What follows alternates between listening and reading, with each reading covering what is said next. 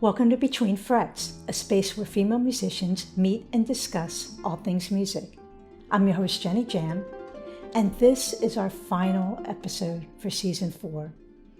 That's right, our final episode before a season finale wrap-up. And what better way to end this final episode but to feature our first harpist. That's right, she's playing behind me. Her name is Amanda Whiting, and she's from Cardiff, Wales. And wait a minute, I even think you even hear some of her music under me. Ah, so nice. End of 2020, a holiday season, Season 4, wrapping up. Yep, we're heading into 2021. We are going to start Season 5 with a bang. All new guests. More maybe tutorials like we did with our Christmas with the Fret Sisters. Yep, we're going to try to raise a bar on this one. So if you have any tutorials or any interest in any topics, or if you want to be interviewed on Fret Sisters, then email us at fretsistersmusic@gmail.com or hit us up on Facebook or Instagram at Fret Sisters. On behalf of the Fret Sisters, Nicole Rose, Shawnee Marshall, Autumn Rose, and Genny Jam, we want to wish you the happiest and safest holiday season and Happy New Year, 2021. Yep. Next up, we have our guest, Amanda Whiting. Peace and love.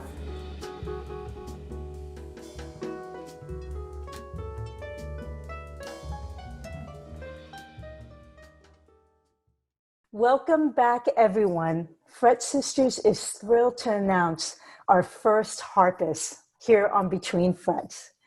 She's a performer, composer, educator, and recording artist, especially a specialist in the field of jazz harp. She performs festivals around the world and teaches conservatoires across the UK. You can see her work on Instagram and YouTube. All the way from Cardiff, Wales. Welcome, Amanda Whiting. Yay! Thank you for having me. Thank you. I'm honored. Oh man, I'm telling you right now, just having a harpist, like when you accepted our offer, we were like, oh my gosh, this is crazy.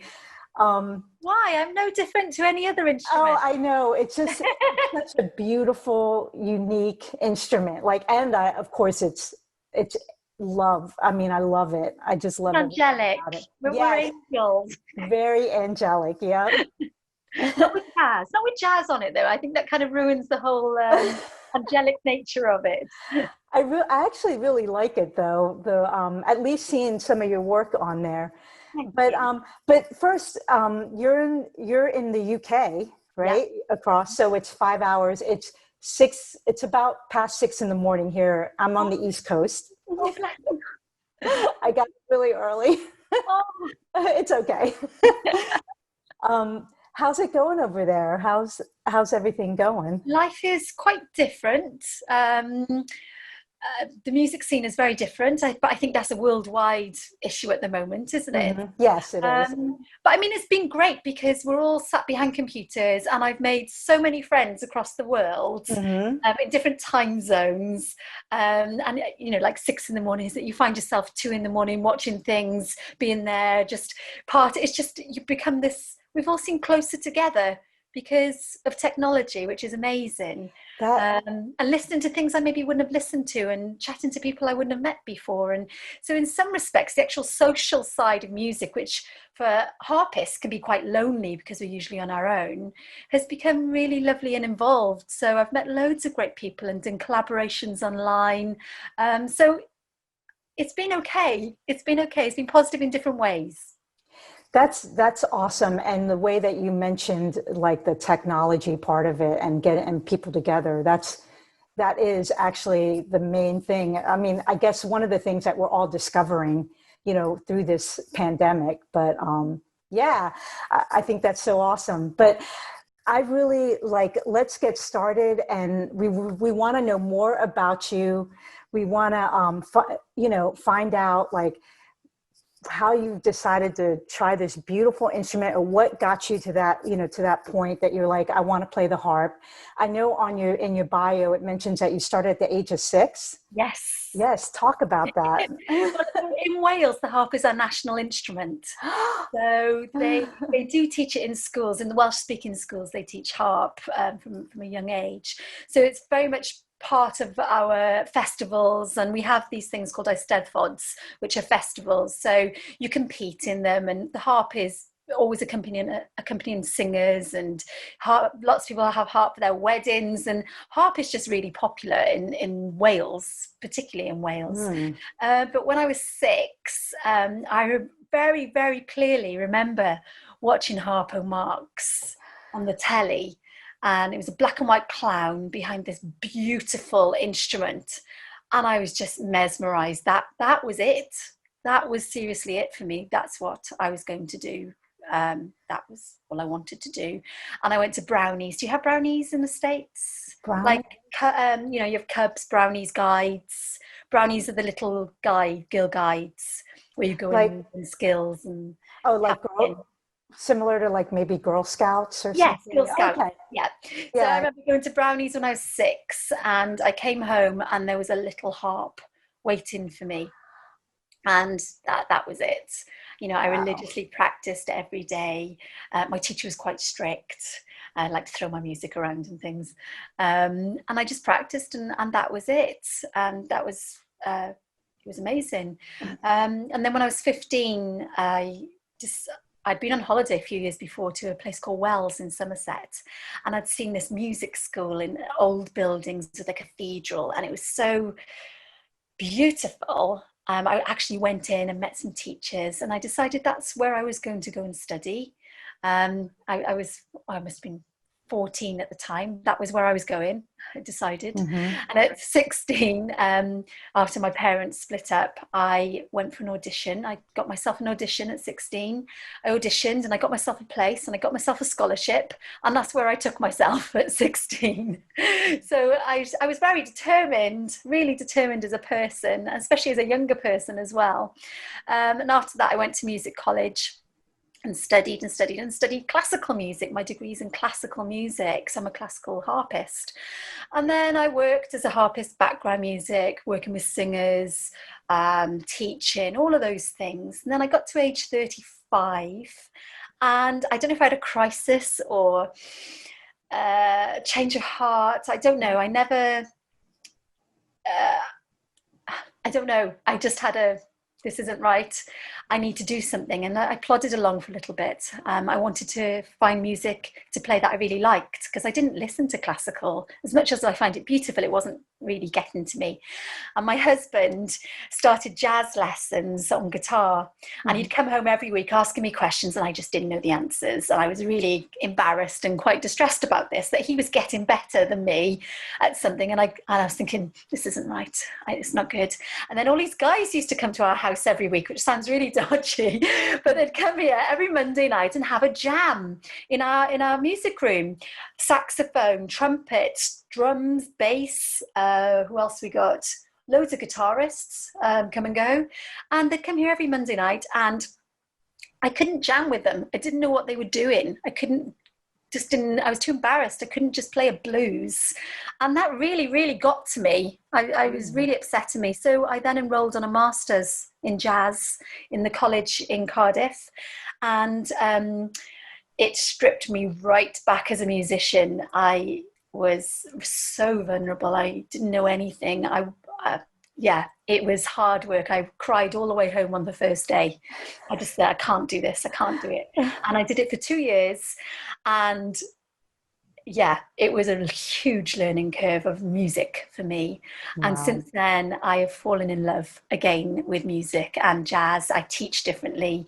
I work differently. And I just have a real passion for music again. So that's my story. that is so beautiful. It's the drive, the passion, your inspiration back, when you were a kid, like Harpo Marx, like, and so it's just amazing how that just came up to what you're doing now. Yeah. And that's what I noticed too, when I saw your YouTube videos. I had them running all yesterday. And I noticed, I was like, wait, she's playing this jazz standard. Like I notice a lot of jazz standards. Yeah. Um, and I know that usually I'll like have like shows. I'm a guitarist, so I'll get hired. And I got hired by jazz artists. And I don't really know much of the jazz standards, but you know, she'll like be like, we're playing this, we're playing that. And she'll give me like the music for it. Yeah. And I was just like, she's playing that jazz. She's like, oh, I play that. And I was looking at like, I've never seen that on, you know, for harp. You know, a lot of the stuff that you see online is more, I guess, more of a classical feel. Classical, but also we kind of, I mean, do you improvise? Yes. You are. Well, for us, it feels a little bit alien, and because we've got 7 pedals on the bottom of the harp, we can get into really difficult situations with keys. And improvising for us is quite scary because we're usually stuck to the page from the classical training. So improvising is not very comfortable for most harpists, whereas guitarists, I think, even seeing my husband, it's kind of, you really enjoy yourselves. Am I right in saying that? Yeah, you are right. Yeah, it's we have fun. Yeah, and your instrument's small enough to be portable, to take up to the bedroom to sit there with it, or take somewhere with you and sit in the car and just play and just be at one with it. But I think our instruments are quite big, so we can't get them around very easily. So portering and porterage of them is it prevents almost that being with them all the time, and an ease of just our instruments being with us. So I think there's lots of barriers for us as harpists, because the size of the instrument, the type of training we've had. So lots of the music we play when it's jazz to start with, we play written out jazz. So the dotted quaver, semi-quaver kind of look on the page, or we play the written out jazz rather than feeling the swing rhythm all the time. And I think it was that transition from playing it in a jazz style to actually playing jazz, improvising on the spot, which you probably do naturally. That was the big step over for me.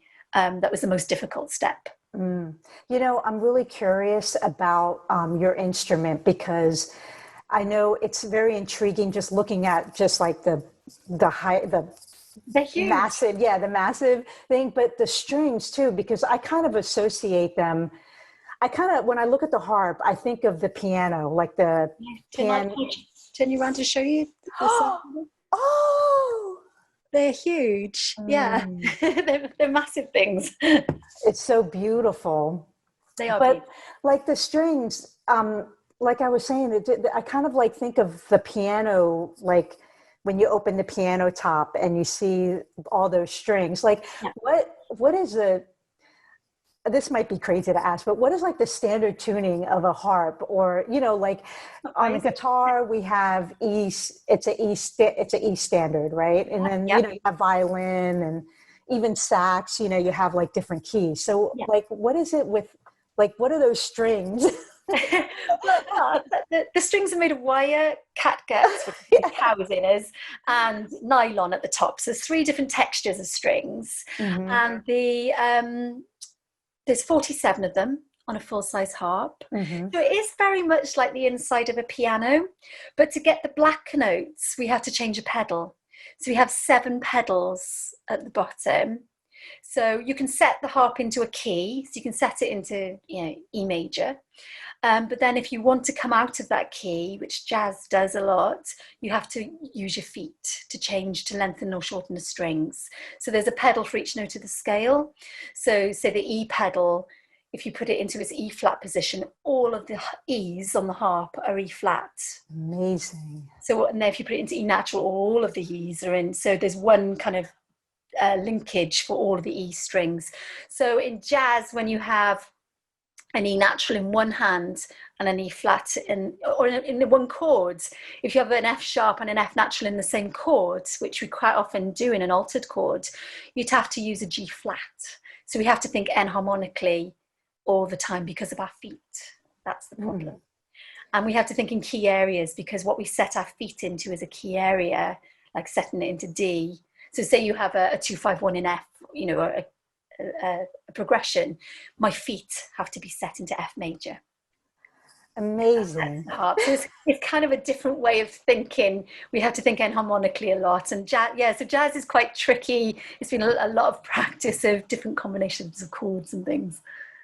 That's just so like different, like mind blowing. Like it's kind of like a thing where a musician that's like in one instrument talks to another musician in and another instrument's like, whoa, like you try to compare the two. Try and think about it. Isn't he like, well, how do you do that? And say you sidestep on the guitar from one chord to another, which is a very lovely, typical sort of sound of the guitar, isn't it, in jazz? On the harp, that would probably involve 4 or 5 pedals having to be moved in one go in order to sidestep one chord. So you get into this land of your feet getting very busy, which then gets in the way of you improvising freely. So sometimes you have to cheat a little bit. Shouldn't admit that, should I? Or leave something out just to avoid too many complications. Yeah, I know there's like techniques on guitar out there that I know you heard that it's like the harp, they call it the harp harmonic and stuff. So we're trying to take some of your ideas, some of the harp ideas, is that taken from the harp then? I don't know. Now that I think of it, I'm like, when I listened to you yesterday, a lot of the stuff, I heard some of like those sounds that, well, I can't really do it that well, but that I hear like some guitarists try to do, like those little harp, those harmonics, kind of like put a chord down and kind of make that angelic sound, right? And the harmonic as well on the guitar, loads of similarities. The harmonics, cutting the string in half and getting the octave higher, all of those kind of things. Just rest are quite a big deal. They give lovely different timbre and things. So yeah. So hey, we got something going on. Have you ever tried, like, I mean, since like going to school, you've tried other instruments? Like, have you picked up the guitar and been like, I tried guitar, but it hurt my fingers more than the harp did. Yeah, it's because I think the wires are thinner, aren't they, on the guitar? And I remember it really hurt. I went to some guitar classes. I was no good at it. I was useless at it. I was thinking, why? And also the shape around the way you have to bend your hand around. I didn't agree. But I did do a singing exam when I was a few years ago, just to kind of, I think it helps with the whole jazz language if you can hear if you can sing what you're trying to play. Just trying to link my brain up for that. And then when I was 9 months pregnant, I did my grade 4 drums. Yeah. Could hardly fit behind the kit. I used it as an excuse though to get a better mark. That was a baby kicking. I know it's not good rhythm. You're superwoman. You are a superwoman. Well, no, because when I went back to college, my rhythm was, I think, my excuse is because I play so much on my own that you get quite sloppy with your rhythms. You just do big luxurious chords and you can get away with it a little bit more. But my rhythm was really poor. So I had drum and percussion tuition on my course. And then I went for private lessons for drums on top, just to kind of, learn different grooves and feel rhythm within myself, rather than just thinking that it's something I have to do. I wanted to feel it rather than just going through the motions. I wasn't being very genuine by just playing pieces, practicing with a metronome, and then I needed to feel it. And a few years ago, I went on a course to Amsterdam with John Riley, drummer John Riley. And yeah, that was another week of being completely humbled. I won't say humiliated. I'm going to say humbled. That's a good word. Because I just realized how, clicking in a band with rhythm is so important, and how much you have to practice rhythm as a separate entity. You can't just assume it's going to be there. You have to practice it and you have to feel it and you have to really give your all on all aspects of music, don't you? And rhythm for me was my real weak point. So I've had to work quite hard to try and improve it. I'm giving away all my weaknesses here. It's okay. Therapy session. I love that. So let's talk about your music. I know you have several recordings out there, and I mean, can you talk about like, what you have out there, and Yeah. like. Well, it's changed so much because I've come from a classical world. I've got some classical things out there, which is what my beginning of my life is. And then I went to college and I recorded an album called Butterflies with a jazz trio. And there's some flute on it and things. Bass flute, who knew? Oh, bass flute and alto flute. Oh, just stunning. Mm-hmm. And I recorded that straight out of college when, what's that, 7 years ago now, on my master for my jazz course. And put it aside, never thought anything of it. Didn't think anything. And then last year I recorded my own first album of music that I've written. And because I used to say to my husband, oh, listen to that, that's rubbish, what's this? And he's like, man, if you can write something better, go for it. And he kept saying this to me, and it just annoyed me all the time. I was like, well, I'm sure I could. And so he said, well, where is it? And so I thought, right, okay, I'm going to write an album.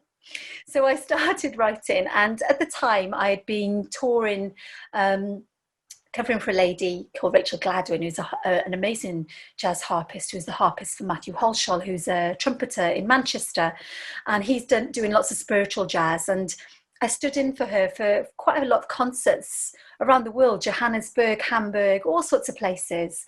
And it's kind of where I found a new love of modal music. I always used to think, oh, I'm not into modal music. That's not my thing. I like changes.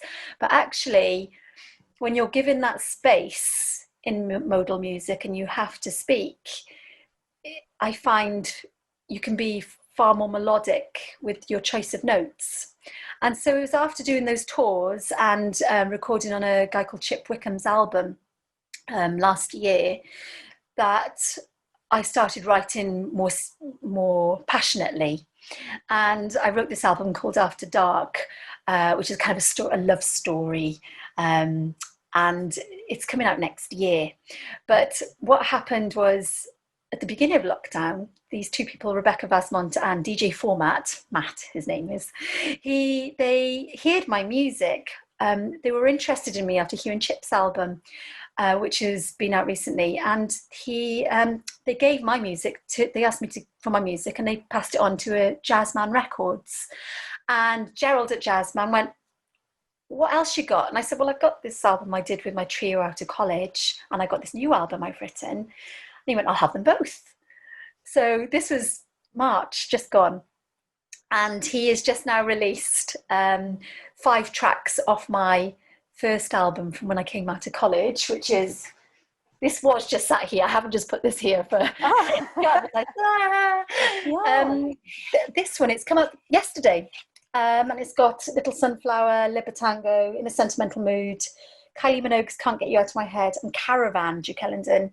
And my friend did the artwork. She's a dentist. Beautiful. An amazing artist. So, and that's vinyl?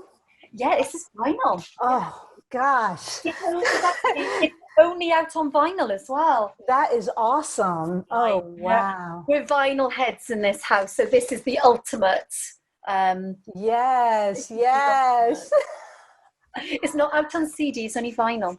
And I don't even know if it's to download, so it's quite special. It's only 500 printed, and it's kind of like a into my album I've written, which will be out in February, March time, called After Dark.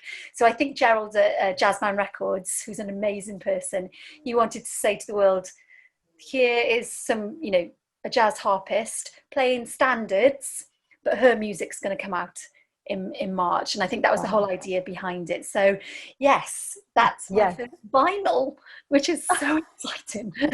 I love it so much. There's something about putting a record on, putting the needle on, and that little crackle, and yes. Are you into vinyl? I have a record player here. It's like back there, and I just moved into an apartment, and so I had I found a box full of my dad's records. Wow. He's from Ecuador, so they're all Spanish records. Oh. And then also my oldest sisters had, I guess their records were in there. And so they had like Pink Floyd, Led Zeppelin. Oh, the classic. Yeah, I was like, wow.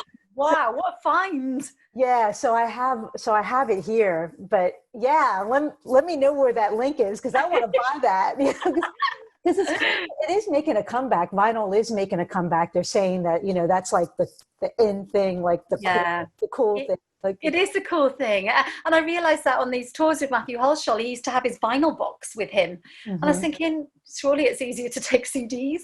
But no, people don't want this. They want the vinyl. They want vinyl. I think cassettes are having to come back as well, aren't they? Cassette tapes. I don't know. That'd be kind of cool, though. I don't get that because you can press rewind and wait. And I don't want that one, but vinyl, it's a big deal. Yeah, so, vinyl is awesome. It is. So the one in March, February that's coming out after dark is going to be worldwide distribution, and that'll be vinyl and CD. And the CD will include this album on it with the new album all together. So definitely. So is that link? Will that link be on your website? Because we'll put these links in our show. Yeah, we'll put these links in our show notes. So if you can send it to us, definitely we'll have it in our show notes. Point everybody to that. You do a lot of YouTube, and I know that you are active on Instagram. Yeah, YouTube is not my bag, really. I think I just put some things on there a few years ago. I haven't put a huge amount on there. It's funny, isn't it? All this social media. I've never got into it, but you realise actually it's a communal thing, and it's very important. And as much as it takes over your world and your life, and you're, feeling you have to post and all this kind of thing, I've seen the benefits of it, and I wouldn't have met you either if we hadn't been on Instagram. So I think you find the platform that works best for you. Would you agree with that? And I found Instagram, I can post little 1-minute videos and write something short about it and link and stories and things. So for me, I found Instagram has been my preferred platform.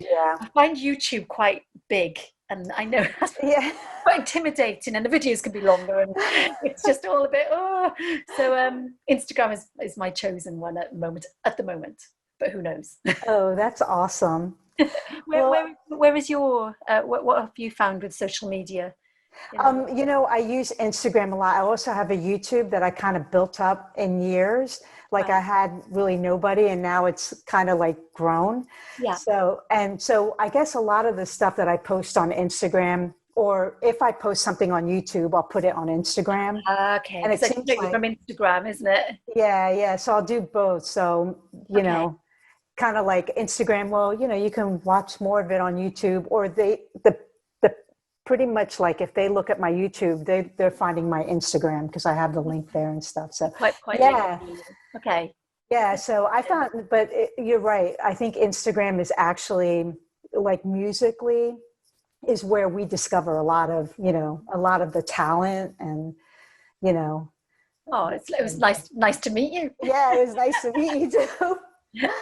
So, Amanda, it's been so great speaking to you. Oh, Auntie, thank you. What an absolute honor. Thank you for asking me. I mean, I'm just thrilled, like elated, just being able to learn more about the harp, finding out about the pedals. I never knew about the pedals.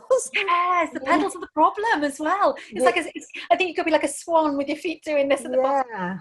Almost like Irish dancing. You should be still up here, and then your feet are doing this. We don't see that. We just see the beautiful hand. I'm up here, but down there's frantic. Don't look down there. That's the one thing, is that if I could ever get near a harp, I just want to try it out. Because I tried, I picked up the violin, and I was like, yeah, okay. I mean, I wasn't great at it, but just kind of like, knowing strings and stuff like that. But are you interested in sort of just trying all instruments? Does that float your boat?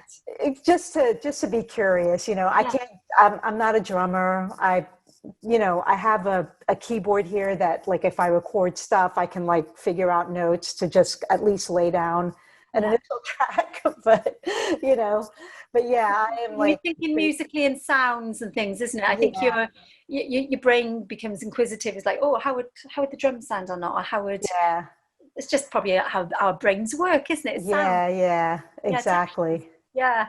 Oh, so nice to meet you, and I know. I'm honoured. Thank you for asking me. Yes, and give us your social media or your website. Give it to our listeners. Oh, I'd love to. Thank you very much. And if anyone has any questions about harps, pedals, what have you, please ask. I'm always willing to have a chat. I'm Welsh. We love chatting in Wales, and we have this thing called a cwtch. Have you heard of cwtch? Cwtchin? In Wales, we're very huggy people. In the rest of the world says hug. In Wales, we say cwtch, and it's like a cwtch with a squeeze on the end. So we're really missing cwtchin and all this interaction. So if anyone wants to have a chat, give us a shout. I'm up for it. Oh wow, cwtchin! I'm going to remember that. Okay. Well, definitely to our listeners, look up Amanda Whiting on Instagram and on YouTube. Amanda Whiting Harp on Instagram. Yeah. What's the Amanda Whiting Harp. Amanda Whiting, and you have a website, AmandaWhiting.com. Mm-hmm. I know. Who goes to websites? What is that? We will put links up to your release. And yeah, Amanda, that's so generous of you. Thank you so much. That's really kind. Thank you. Okay, so from Fret Sisters again, and Between Frets, thank you again for taking the time to talk to us. Thank you. Okay, bye.